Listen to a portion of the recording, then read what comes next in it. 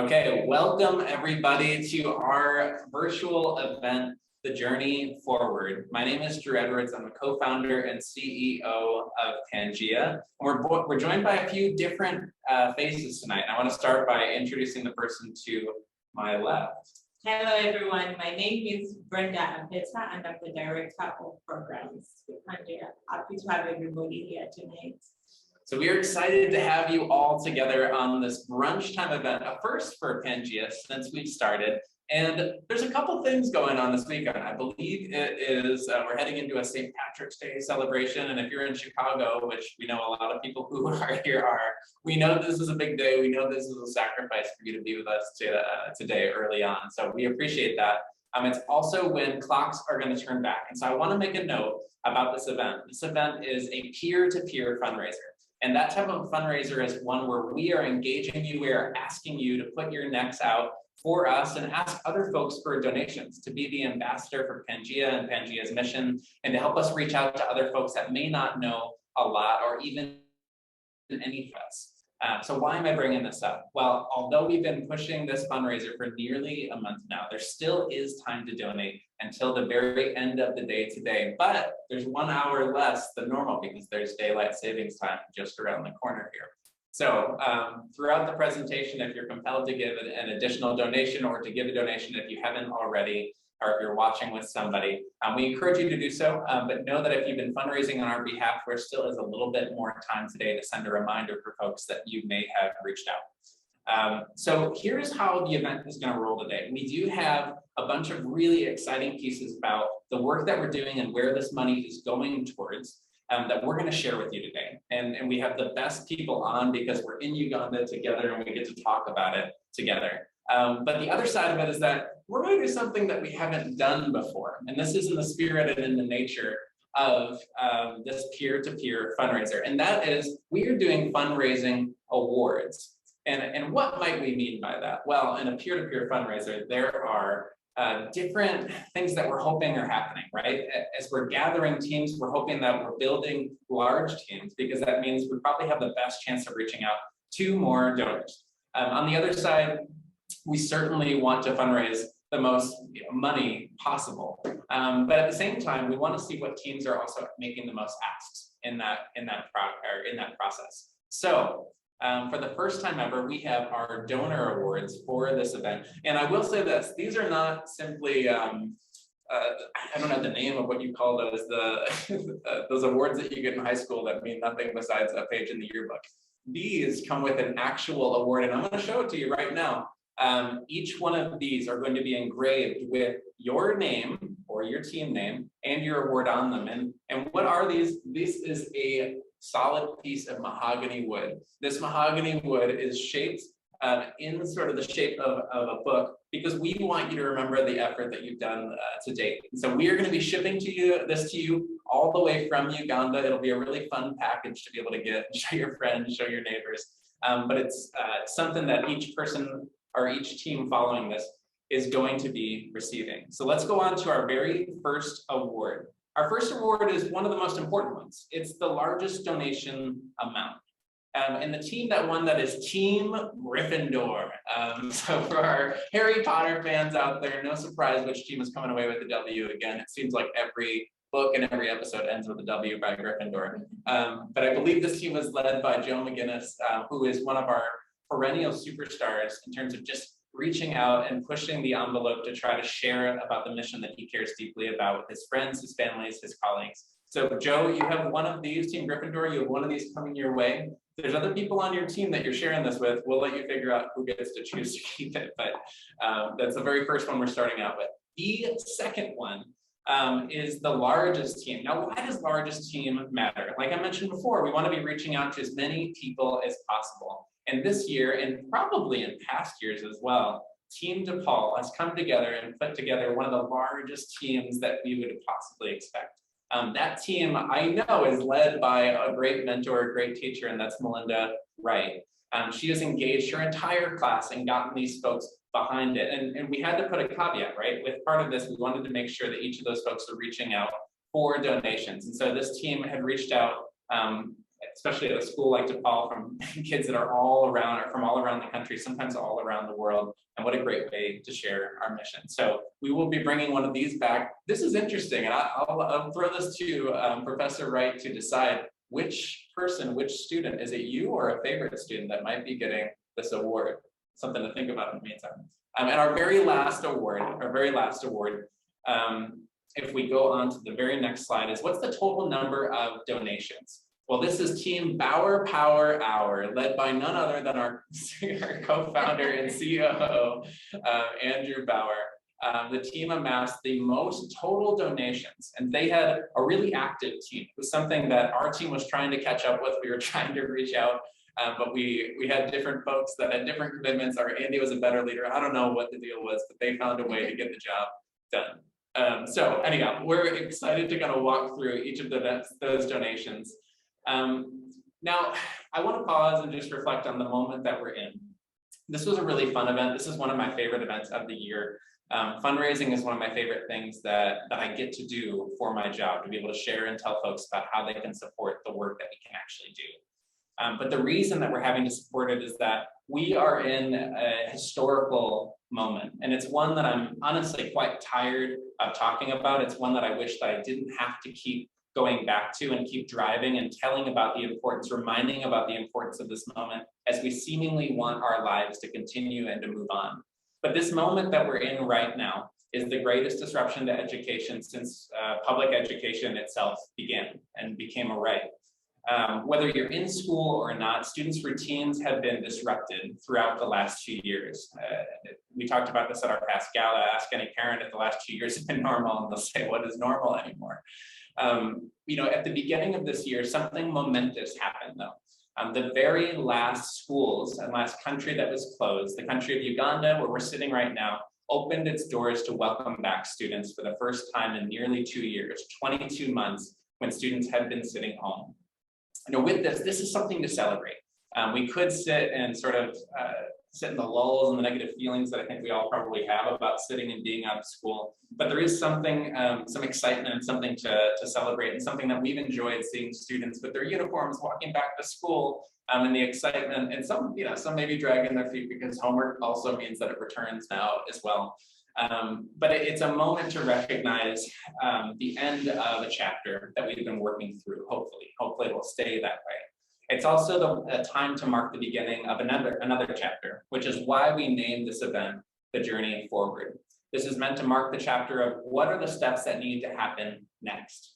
In a joint statement, 3 large international bodies that focus on children's well-being and education, UNESCO, that's the United Nations Education and Cultural Organization, UNICEF, United Nations Children's Fund, and the World Bank have claimed that the current deficit that was created between those who were able to keep learning and those who were not is virtually insurmountable to close going forward.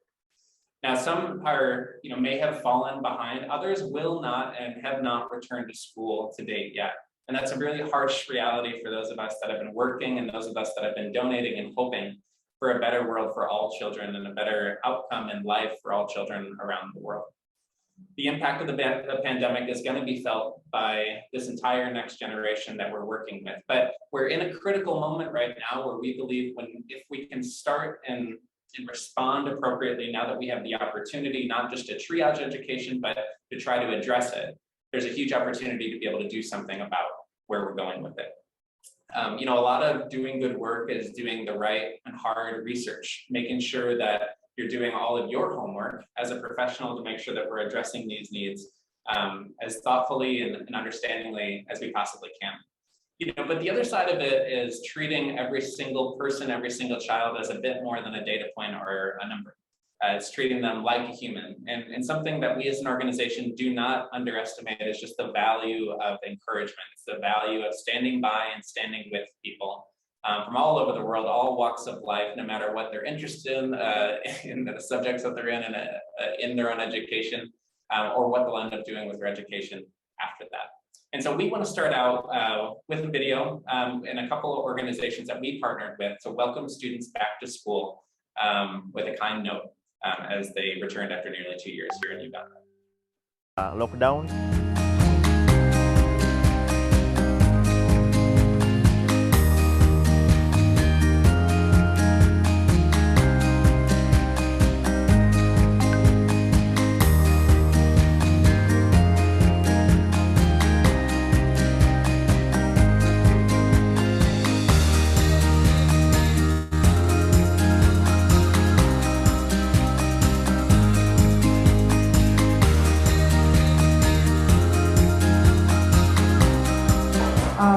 name is Namai Shakira from Bonama Central Parent School in Primary 7. My name is called Namari Shanaz from Bonama Central Parent School. I am in Primary 4. I am Chibuka Ramon. I am in Primary 4. I am studying from Bonama Central Parent School. How was it being out of school for 2 years? It was difficult. Really. It was such a big loss because all schools were locked, no studies, like it was terrible. How does it feel being back in school? Can you tell me, are you excited? Why? I'm excited because I'm learning. I'm with my friends. Science, social studies, and math. But now I'm so happy that I'm back to school because I can learn new things, see my friends, consult my teachers. This is really nice coming back to school. When Saturday comes, they say, teacher, we are coming back tomorrow. Why? We sat at home for all that long, so we got tired. We want to be at school and learn.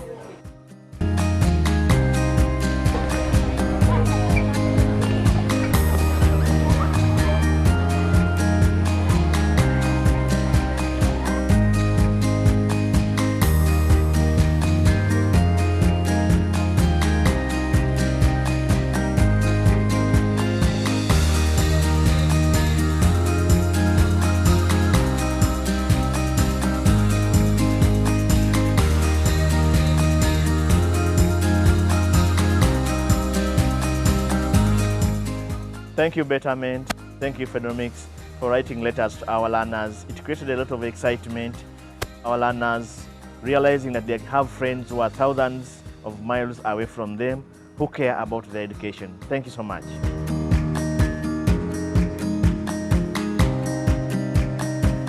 We're honored to have Edward Buzusi here, who is the director of the Mobile Library Program. Well, Edward, just as we get started, for those that don't know, Pangea is a social enterprise, which this means that we use the principles of entrepreneurship to help solve social problems. So Edward, while I'm getting this all set back up, can you help lay out exactly what's the social problem that the Mobile Library Program is trying to solve? Thank you, Andy. Thanks everybody for attending this event. Pangea introduced or launched the Mobile Library Program principally to ensure equitable access and distribution of international and local content storybooks to the households and the schools. Each month, a school receives books to the learners, and we offer 8 books to each learner at only 5,000 shillings per month.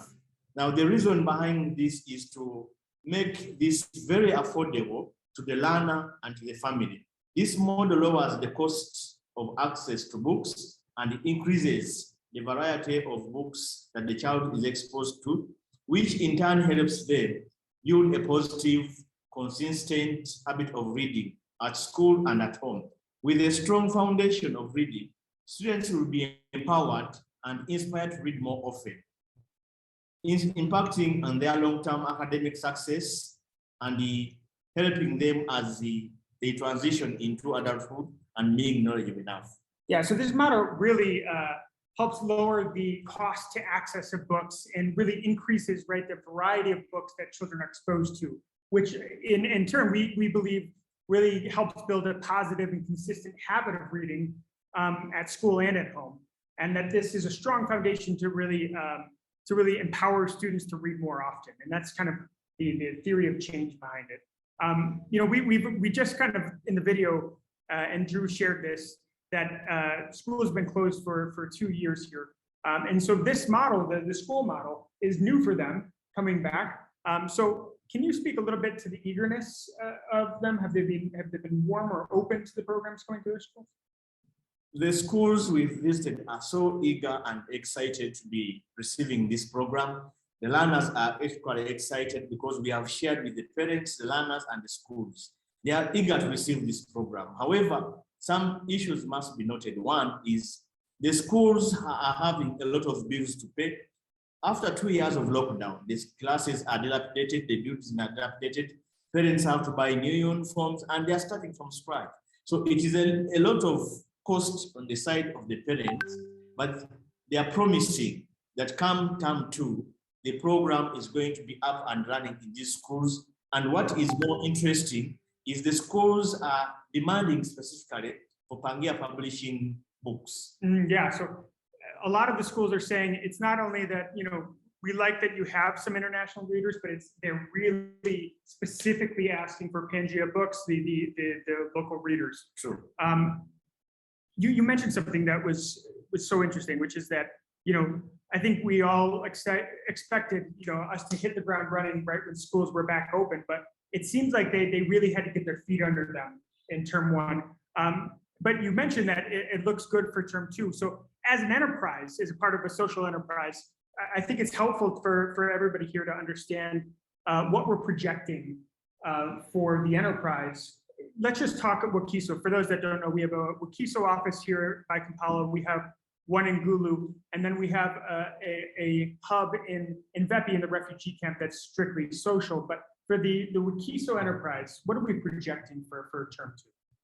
Thank you, Andy. For the Wakiso enterprise, we are projecting that come term 2, we are looking forward to serving between 5,000 to 7,500 learners.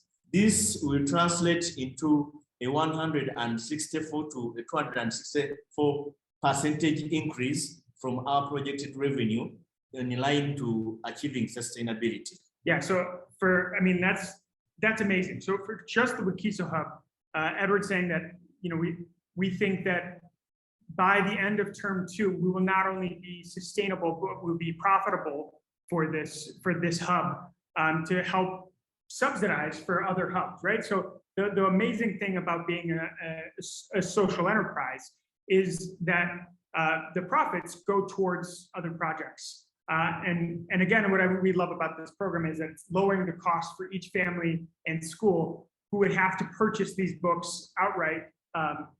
So let's talk about that balance, because, you know, we are a social enterprise. We just kind of focus on the enterprise aspect. But one place that we really only focus on the social aspect, and we have to because it's in a refugee camp, is in Vepi. We're not able to charge anything for our programs in Vepi because it is a refugee camp settlement. But can you speak just a little bit more about the progress that we're seeing in Vepi? As we are transitioning to the school model, for Vepi, actually, like Andrea said, we don't charge any amount. It is the program is entirely free, and we are running the family model, but we have transitioned this into the school model. We are working with a number of schools, and we're not only doing the mobile library program, but we are also doing the backpack project. And the data coming out of that program is exciting. Yeah, and I know before we transitioned to Drew and Brenda, I want to say that I've had the pleasure of working with Edward for the last two months, and I've never seen anybody work so hard to try and achieve our program's outcomes. So just so very honored and proud to be sitting next to him sharing today. As Edward just said, though, the amount of data that's coming out of Vepi is really astounding. So we're going to transition now back to Drew and Brenda to really focus in on what are the outcomes that we're seeing from our research in Vepi. Yeah, thanks, Andy. So we're excited to dive in. Brenda and I like stats. We love some data. We love understanding, learning a little bit more about what our program's doing, where it's going. So I'm going to frame a little bit about what this study is that we've been doing. And Brenda's going to tell us a little bit about more what that means for actual people and what it means for the program going forward. And so one of the pieces that we're just really, really excited about is this research and this project that we've been doing called Project Backpack. Project Backpack has been helping us rethink what can also be in a library. How can literacy learning and reading really come to take place? And along that way, one thing that we found is that we can leverage tablets, we can leverage technology, even in some of the most remote settings in the world, to be able to help push the opportunity to learn how to read. And we actually launched this study originally right before it was January 2020. Little did we know how much things would change after that. But this has been one of the only forms of learning or studying that kids and their families have had since schools have been closed during that time. And so along the way, we launched a study to understand, given a lot of the constraints that we're seeing that we have to face, in MBEPI, the student to teacher ratio 2 years ago was 176 to 1. Data came out 2 weeks ago showing that it's 101 to 1. It's still making progress, but it's not better. It's not allowing for the individual attention that readers and young readers in particular need. And so we're trying to figure out how can we leverage technology in a model that's going to be scalable and sustainable. And that model has been rotating tablets between families, taking literacy assessments, giving them that feedback on what area they should focus on, what particular lesson they should focus on, and seeing if that helps children learn to improve their own reading. And some exciting things that I think we've learned along the way are pieces that high-level stats that I think we can share with you. First and foremost, 55%, half of the people that are in our study, if you can go back to the other slide, 55% of the folks that are in the study have become functionally literate since starting it. As in they were not literate before, but now they are able to read enough words per minute, 60 words per minute, to be able to comprehend and understand the information that's in front of them. But that's not quite enough. And Brenda's going to tell you a little bit more about what we're pushing for to help them keep learning. Thank you, Drew. So like Drew has said, that we are noticing that children are learning, but there's still gaps that we still hope that children will be able to improve on, and that's mainly in the area of phonemic awareness. And what that means is the ability to read words, even if they are not able to, even if it's the first time that they're seeing a word. So they're able to decode that because of the skills that they have attained. So from this research, we've also learned that there is value in networking. When children are given an opportunity to work together, they learn.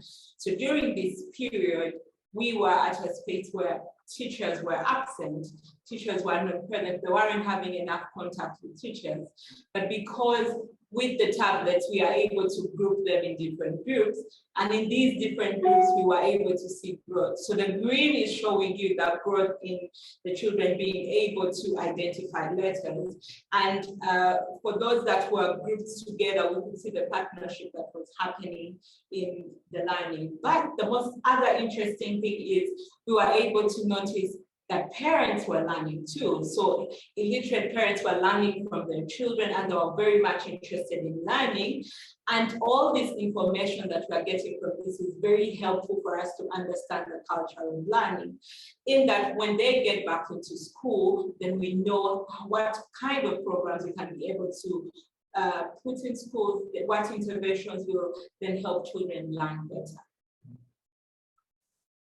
And we're seeing this even at the neighborhood level. And this is something that's really, really interesting because the tablets are rotated between different points. And so we put a map up here to be able to take a look at it, but you'll notice the areas in green where folks are improving the most tend to be close to each other. Yellow also close enough to each other, and red where there is not as much progress as we would like are also close to each other. And so what this is going to do is help us inform how we're making a social impact further and scaling it, not only in MBEPI, but in all of the schools that we work with across the mobile library program and network. Now, we could talk about mobile libraries for a long time because there's a lot of great things going on there, but there is other exciting data that we have been working with and come across. And there's a study that Pangea was included in between Harvard University and UNESCO. And we had an interview with the lead researcher of that study, and we have a video of him explaining exactly what was going on in it.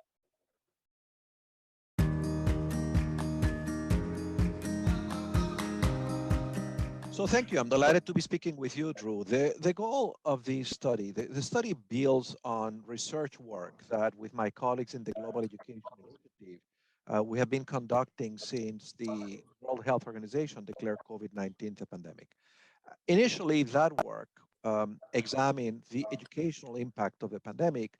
And of course, the story was a story of loss, was a story of what didn't happen, was a story of the inability of education systems to adequately adapt.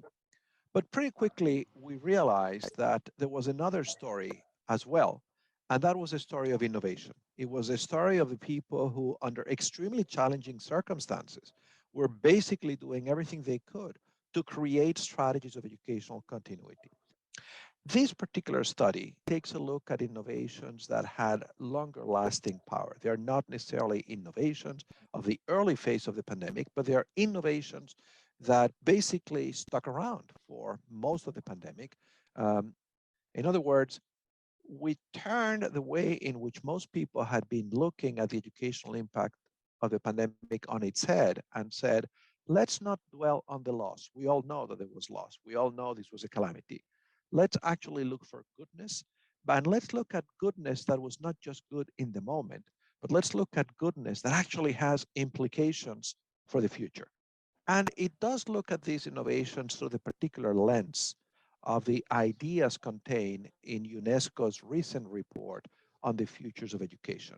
As you know, and as I imagine our viewers know, UNESCO in its 77-year history has at 3 different times put together an independent commission of people who do not work for UNESCO and has tasked them with examining what are the very big global challenges that humanity faces and how can education systems respond to those. UNESCO's Futures of Education report, obviously, as a report that has planetary aspirations, is written at a fairly high level of generality. And that report is going to need translation. It's going to need translation that can help local educators figure out what do we need to be doing differently. And so with this particular study that UNESCO published, we said, well, one of the ways to translate that is to show concrete examples of what these ideas look like in practice. Then we decided to bring in research on the field of innovation writ large, not just educational innovation. Use some of the categories. Looks at innovations in terms of the degree of innovation. And that basically says you can classify innovations along a 2-dimensional axis. And so we use this chart that you see here, we use this taxonomy to examine the innovations that, the 31 innovations. And what we found is that most of them were incremental and evolutionary, something to be expected in a moment of crisis, right? Where the big priority was, gee, let's just try to continue teaching the kids in a context where they're no longer in school, and then maybe let's teach them in different ways, in ways that are going to give students more agency, and perhaps expand the breadth of skills that we would cover. But that was it. So there were not a whole lot of 2X innovations. There were a few, and there were not very many revolutionary innovations. And I think that is to be expected. And this is not passing judgment of the innovations. This is simply characterizing what happens. But I think the implication for the future is that every education system really should have a balanced portfolio that includes all of these. I'm not suggesting that some of these innovations are better than the others, but of course, if we only do incremental innovation for the students that are in school, we're going to leave a lot of children behind, those that are not in school, and we're going to leave a lot of very important competencies behind. So I think a categorization, an analysis of this sort, its value is in reminding people that we need to be innovating along multiple axes.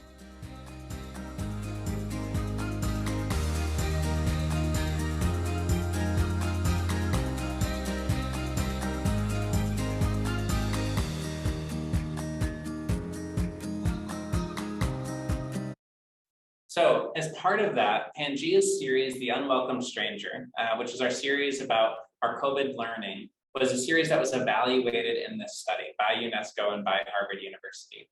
And one of the things that one of the reasons that we made this was to address a problem that we saw, is that everyone was seeing this issue, but nobody knew exactly how to talk about it, let alone how to explain this to children. And so we were trying to help people solve relevant problems. And in the report, Pangea is highlighted among all of the different interventions that were evaluated as one of the top 4, as making a 2 times revolutionary innovation, because our Pangea Publishing took this culturally relevant content and expanded not only the goals of education, but the definition of who it was targeting in and of itself. And this is something we've become so proud of, so excited about, and it's something that is leading how we are doing our work going forward. So we want to pull up a video to show you some of the work that we have in progress that we're working on and tell you a little bit about what's coming next with Pangea Publishing.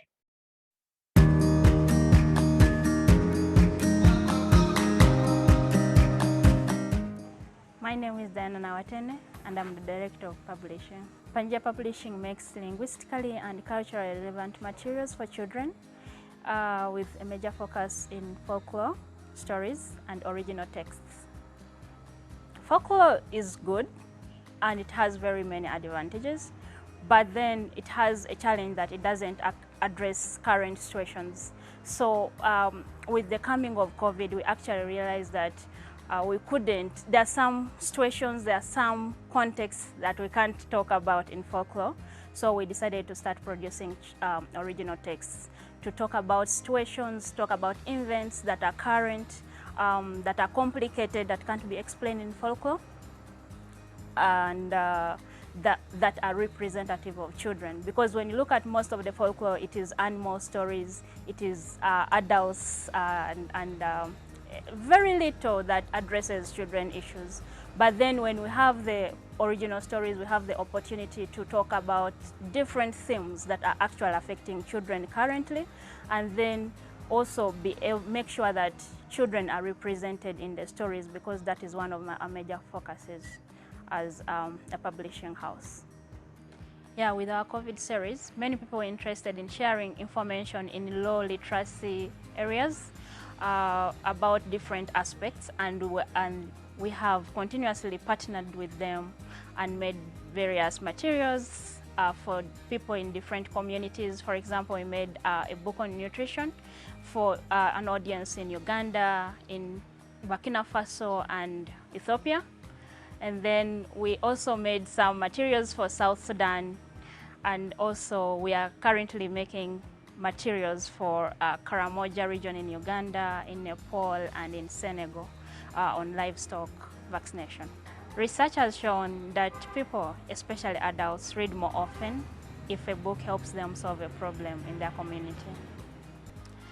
We've partnered with governments, organizations, companies, universities across the world in different countries to make products, like in Uganda, in Nepal, in Ethiopia, Senegal, Liberia, and South Sudan.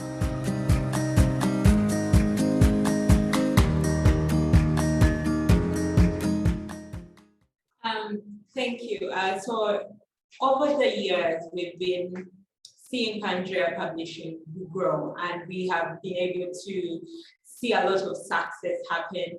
And we are trying as much as possible to ensure that our work is focusing on quality, and then we are learning from the studies that we're doing to ensure that we make more original books that are focused on talking about issues that children are experiencing, whether it's climate change, it is aspects of gender equality, diverse abilities, all these different topics. How do we get to speak about them to a level that children can be able to relate and understand and navigate these issues in their lives?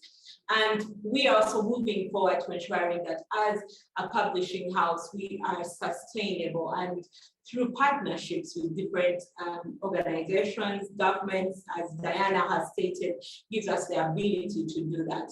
So we are moving away from having so many books to fewer books that are of quality and that are more focused, but are able to give us the ability to sustain the program.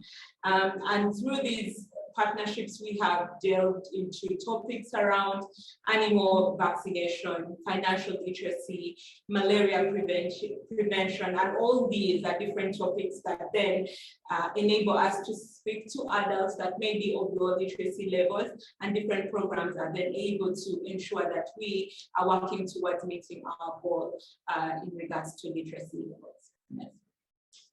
And I think that's important because it's central to what our journey forward is and our vision forward as Pangea throughout the rest of this year, and really taking a major step in passing this milestone, or at least meeting this milestone this year, of becoming a true social enterprise, one that is mostly, if not entirely, reliant on its own earned income. And some folks might say, why do you even want to do that? It seems like you all fundraise pretty well, and often we do because of you, the person who's watching, the person that's supporting us, the person that's helping us meet our mission in a really critical moment. But in order to address this large problem, one of the largest problems that's faced education, we're gonna have to be around, we're gonna have to be able to do this work sustainably. Not only to do it sustainably and be in the market long-term for the students that we work in, but also, when Edward was talking about lowering the cost of access to books, our programs do that. We make it affordable in a way in which buying those books would not be possible for the 7,000 kids that we're going to intend to serve this year. However, on the other side, it also lowers the cost of impact. So the more that we're able to generate income that folks can afford for each of their programs, they're not only voting with their dollars or their shillings to say what they value, and have us give an inclination to know that we're not running programs that people themselves aren't interested in or don't value, but they're also telling us and helping us reduce the cost of the program itself. And that's going to allow us to be able to grow on every activity that we do into hopefully perpetuity into the future. The more earned income that we're able to make in our mobile libraries, the more books that we're able to sell, the more partnerships that we're able to leverage. We're not only expanding and increasing our impact, but we're increasing the likelihood that we're going to keep doing and working on that impact to date. So one of our next big fundraisers is a very, very long time away, but it'll come up faster. I know it does for us than you imagine when it does. And that'll be our gala coming around on November 4th at the end of this year. And we certainly want to see everybody there. But in the meantime, we're going to be working hard to make sure that we're achieving these goals of being Ugandan-led and Ugandan-funded by the end of the year. And those are goals that we want you to hold us accountable to. And those are goals that we're going to be updating you on. And we're going to be spending a lot more time communicating about the impact that we're making this year on each of our programs, and also giving folks updates on what's happening in the world and how is it changing, not just in Uganda, but in education across the world. Anyone who has been following our COVID learning series has known that our books have started traveling to many other countries around the world. And you heard Diana say it in her video alone, the number of countries in different continents that you're finding that our work is extending itself to. And so we're excited, and we don't want to spoil all of the surprises and things that we're working on, so we won't share them all with you today. We have to leave some level of surprise behind the door to look forward to for announcements in November. But we appreciate the work and the support that you have done to make all of this possible. Although we are working as a social enterprise, your support has been critical to making sure that we have a safety net around the work that we're doing, so that we're also able to make sure that the impact is able to keep going on while we continue working towards sustainability. So we appreciate you taking your brunch with us today. We have been overjoyed to be able to spend our night with you. And we thank you for everything that you've done to make this journey forward, this fundraising event, a success so far. One more brief reminder that until the end of your day local time, we are going to keep the fundraiser open. So if there's somebody else that you have been meaning to reach out to, wanting to follow up with, today is the day, now is the time to do that. Otherwise, we will be not fundraising until our next gala event on November 4th. Thank you everybody who is able to join us today, near and far, and we appreciate all the support you continue to give us.